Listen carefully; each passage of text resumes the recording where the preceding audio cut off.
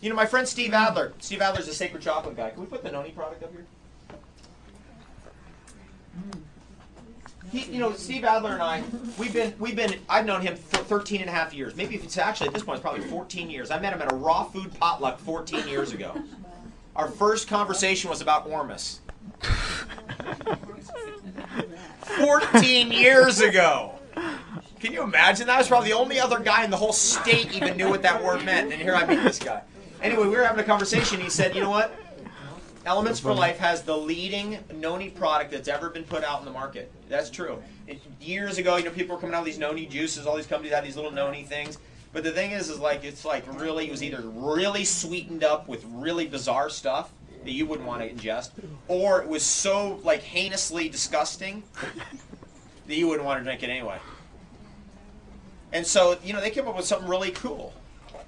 And that noni product is this is the product of a civilization.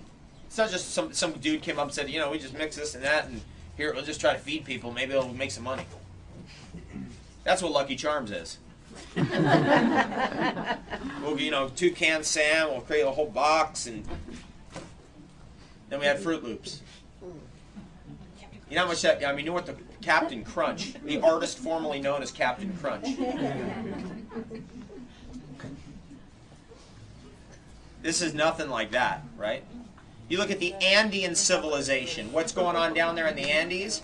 You see, the lost crops of the Andes. I read a book one time called The Lost Crops of the Andes, and I discovered a food in there. The Incan berry. Can we jump to that?